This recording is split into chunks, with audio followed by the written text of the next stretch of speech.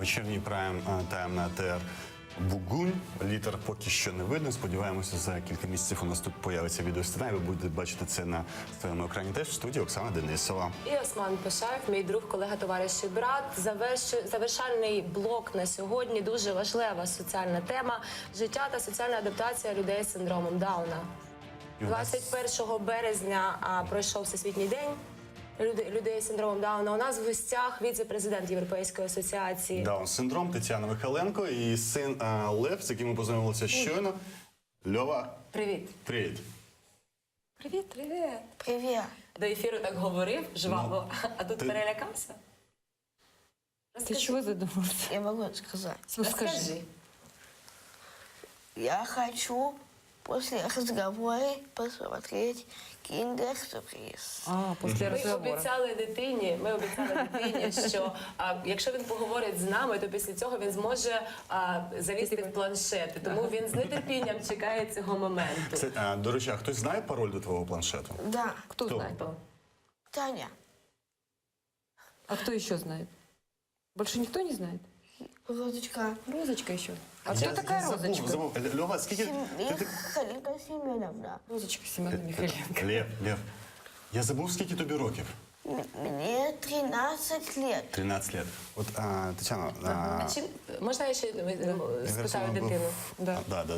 А чим ти займаєшся, крім планшету? Скажи, ти любиш такий планшет, що ти ще любиш? Я смотрю Киндер-сюрприз. Ну это в планшете. А вообще что ты любишь делать еще? Что мы делаем? Красавицу и чудовище. Ну это ты смотришь. А если не планшет, что мы любим? Малювать Что ты ты любишь? любишь? Я играю Играем. А в что мы играем? в игру. Какие? Уно, Уно играем. Что? Сверхфейерверк и в лото, и поле И чудес. в поле чудес. Ну, я понял из того, что вот было до эфира, Кстати, что он сказал, что здесь красивые женщины, да? О, а женщины, какие тут женщины мы встретили? Машу. Машину маму мы встретили, да, и все они были какие? И красивые. Все красивые, женщины все у вас красивые, да? Да. Ну, конечно. Тетяна, Да. за 13 років, а можете сказати, як змінилося ставлення суспільства до людей з Даун-синдромом? О, дуже сильно. Тож, ну, коли він народився, ну, я... Это ты? Та я. І ти. Я взагалі, да, він бачить себе на екрані вперше, да? Я дуже сильно змінилася, тому що коли він народився, зрозуміло, що я пройшла той самий страшенний шок, що проходять всі батьки, коли народжується дитина з синдромом.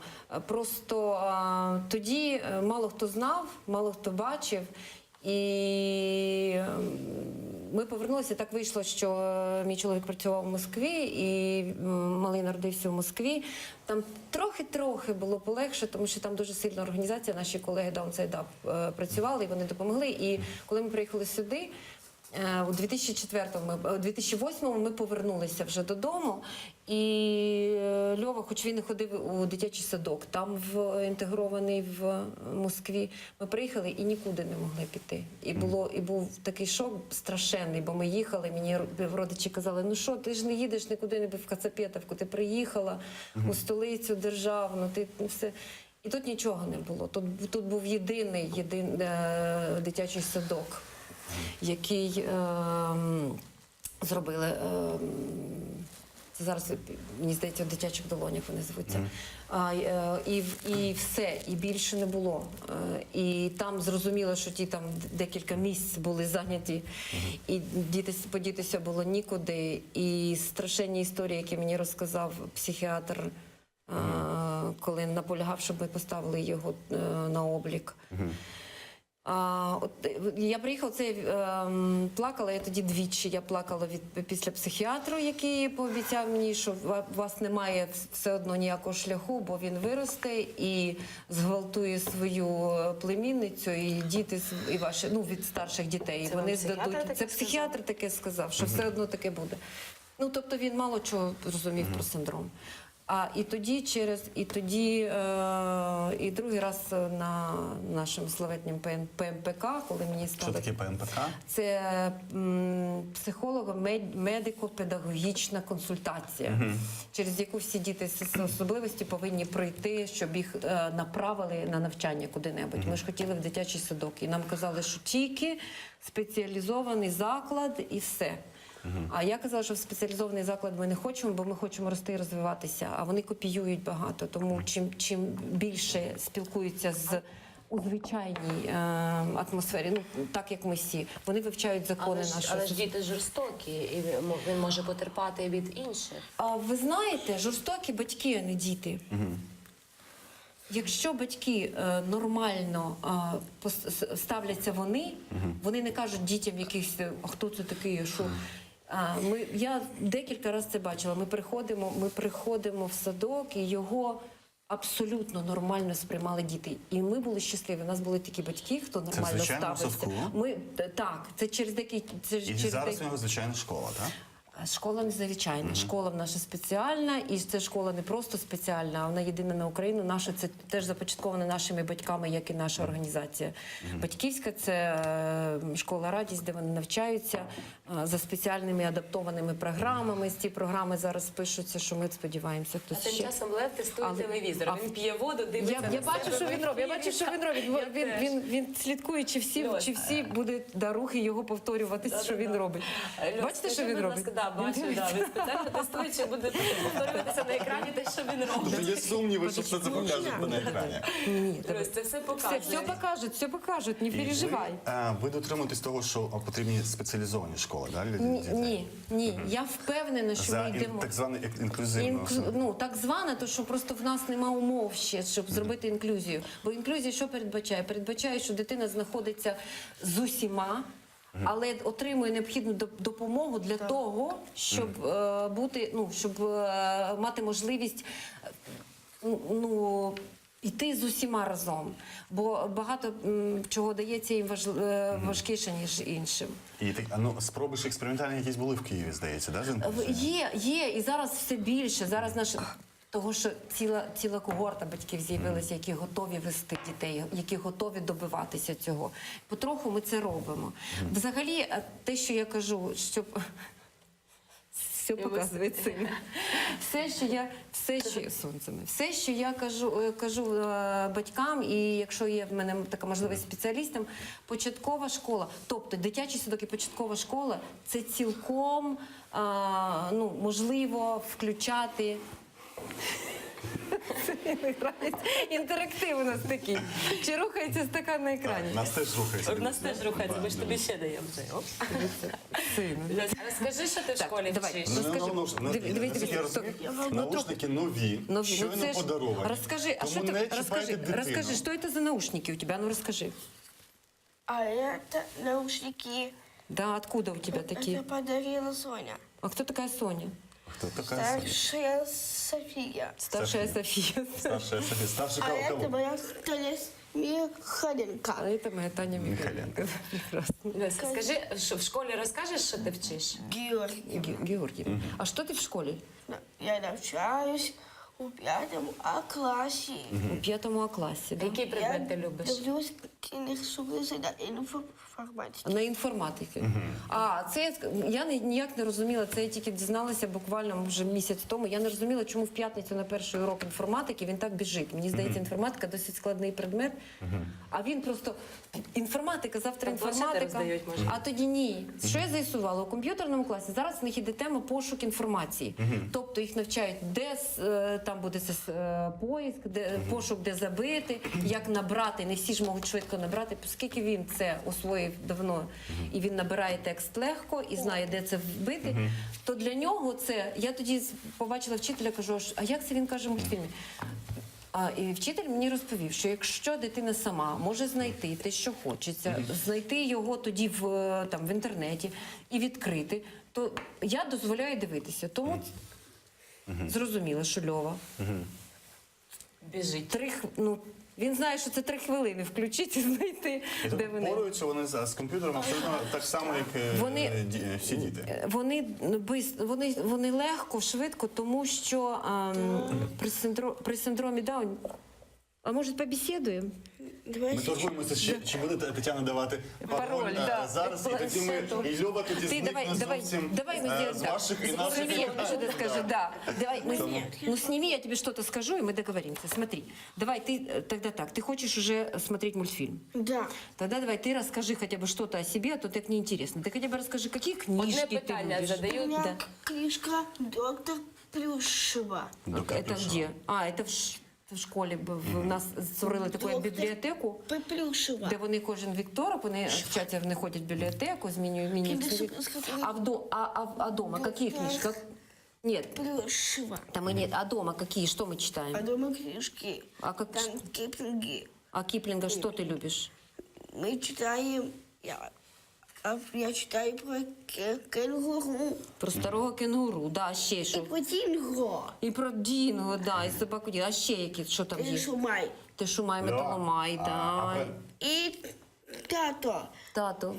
И Гумай. І тато ти гумай в нього був. Льов, а И донечка Тэфи. Да, Льова, да, Льова. посмотри на Османа. Осман ты спрашивает. мне про информатику расскажешь в школе? Да. Ну что это самое интересное в информатике? Я смотрел Киндер-сюрпризы и Шрек. І Шрека Шрека. не И красавица, и чудовище. Все, что чудовище. Быстро Ми находимо. не будемо більше мучити дитину, ми Да. дамо їй пароль.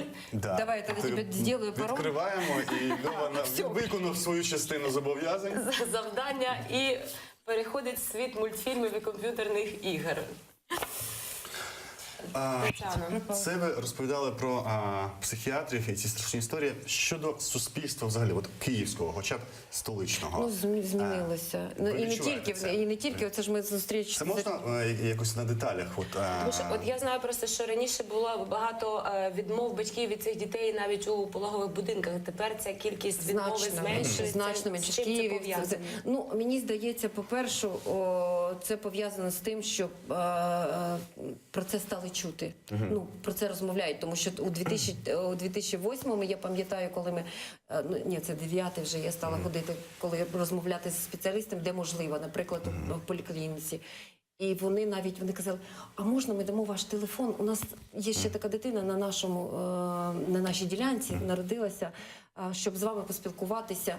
Можна. Телефонує при мені і каже, ну це ми, про вашу, про молодшого, тобто навіть спеціалісти, тобто навіть медики сказати, що ми про вашу дитину з синдромом Дауна було важливо, важкувато, тому що це як, ви знаєте, що це Даун у нас. Так, це ж пристойно говорити людина з Даун-синдромом, правильно? Це абсолютно нормально. Абсолютно нормально, бо це і так і є. Як Це ви синдром ставитеся до Дауна. цих, коли Просто в нас- сонячні діти називають отакі? Ну це так.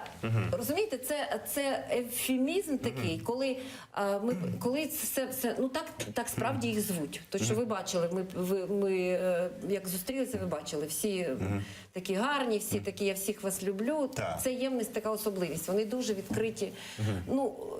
Мабуть, це через деяку наївність. Тому якщо ви їм відкрито подивились в очі і посміхнулися, то вже я вас люблю. Ви ж не можете бути поганою людиною. У нас є частина відео документального фільму «Квиток до Амстердаму».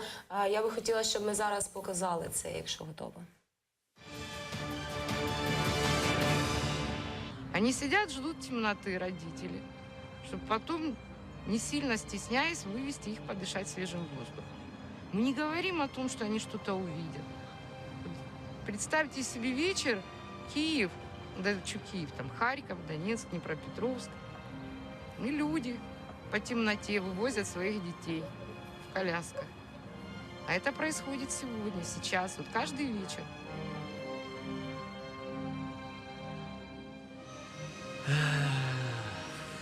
Я дивлюсь на своїх акторів особливих і розумію, що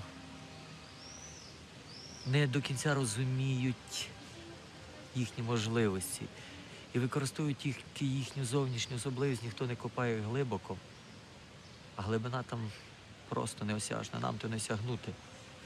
І мені сумно стає, коли в якісь творчих процесах і, власне, реалізації якихось таких речей публічних використовують тільки їхню зовнішність. Хай думають про так, як нас думають, а ми теж собі можемо жартувати, насміхатися, бо направду коли розповідаєш якісь жарти, не досить реагують. І реагують на такі тонкі речі, які ми навіть просто не зауважуємо. Направду, ми іронізуємо над цим світом. Ми насміхаємося над людьми по-доброму. Ми їх не ображаємо, ми просто пробуємо показати різні сторони життя, в яких ми абстрагуємося, а абстрагуючись, перестаємо бути щасливими. І ми навчимося дивитися тими їхніми очима на світ. Навчитися, але спробуй навчитись. То справді ж самому щасливим, бо вони по-своєму щасливі. Ні, вони не по-своєму щасливі, то ми думаємо, що вони по-своєму щасливі. Вони щасливі в цьому світі.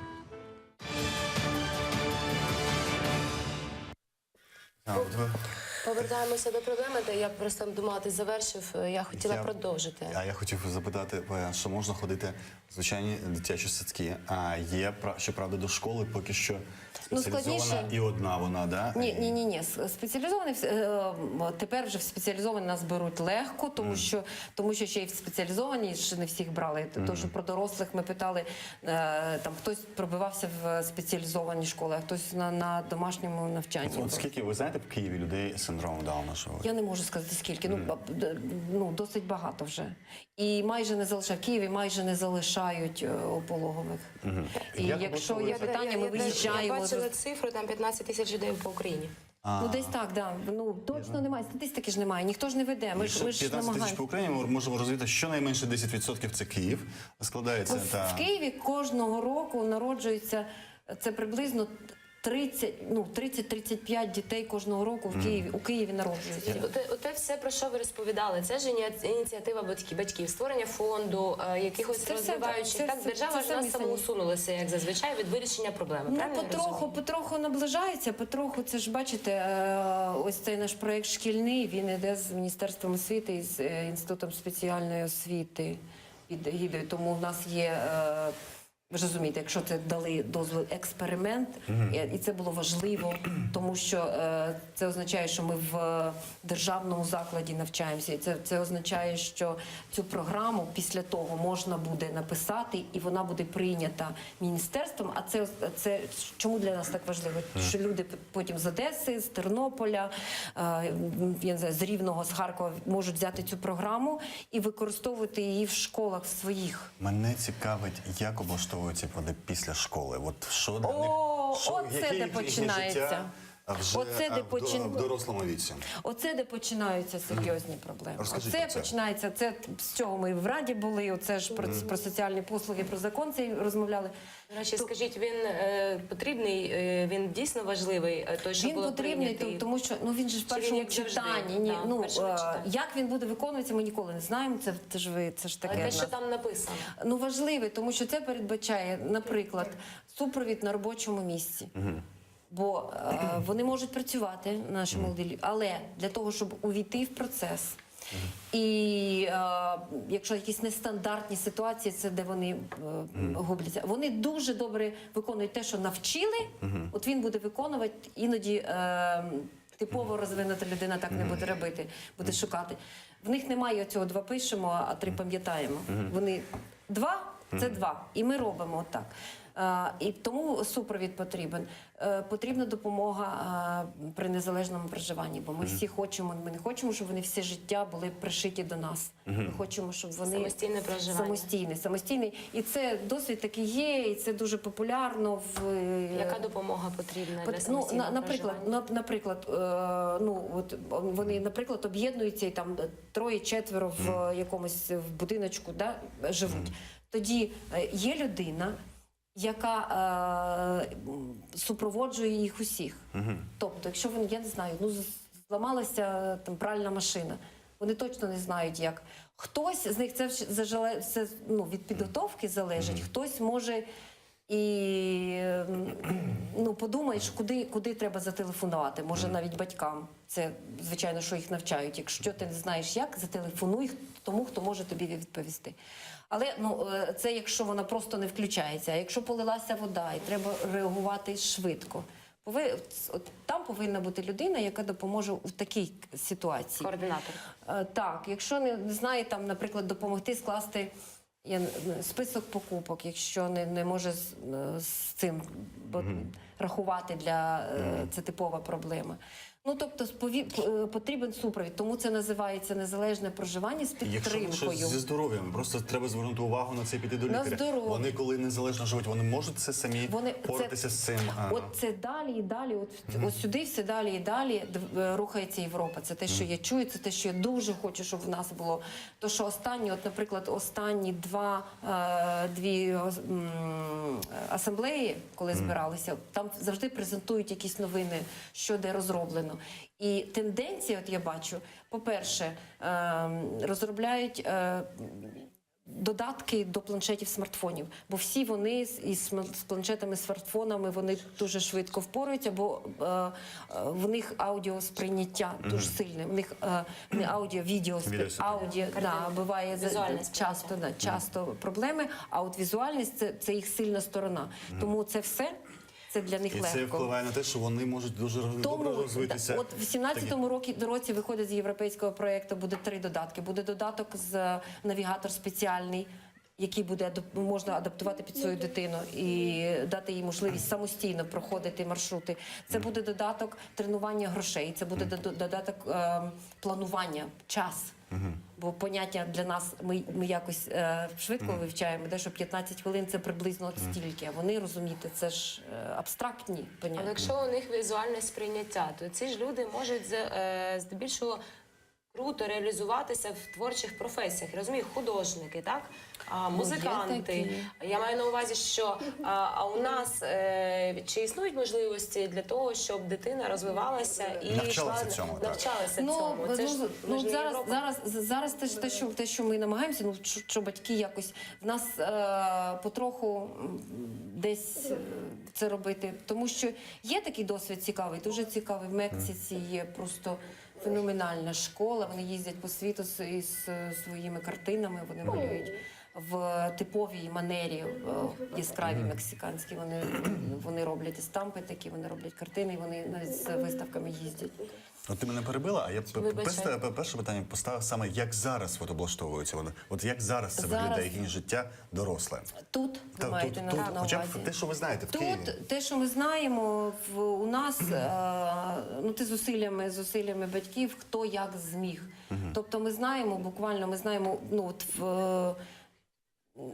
все декілька людей, які влаштовані, працевлаштовані, я маю на увазі, які працюють.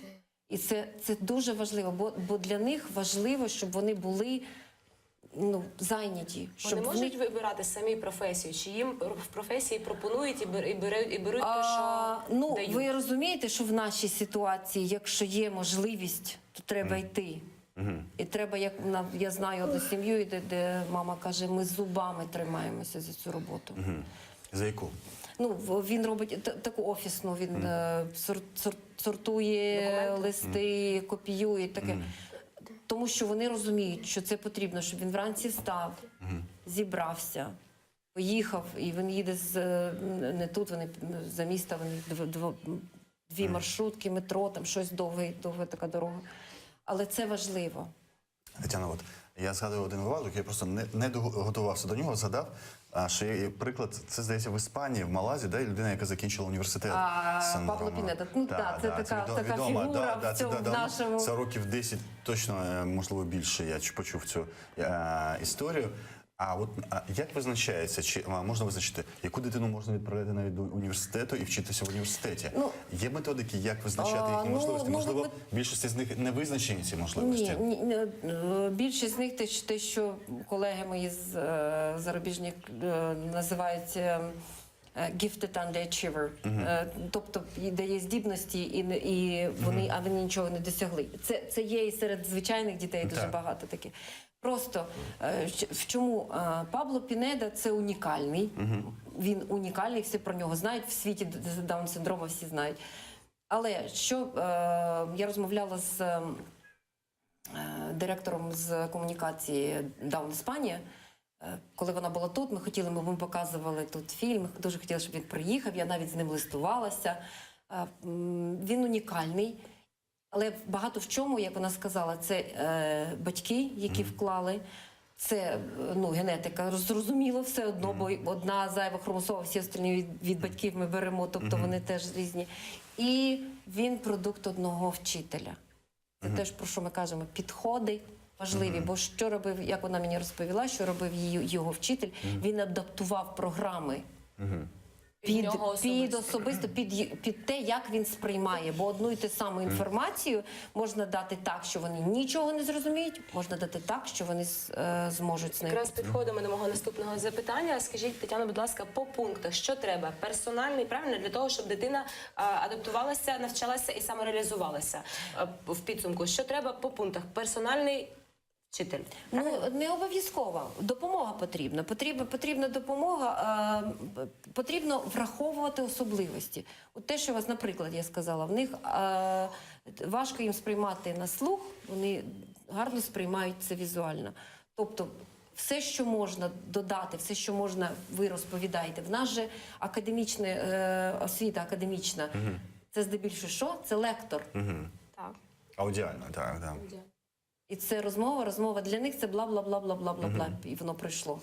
Якщо це підтримане якимись, використовують багато речей, якісь картинки, піктограми, якісь такі речі, воно сприймається дуже швидко і дуже добре.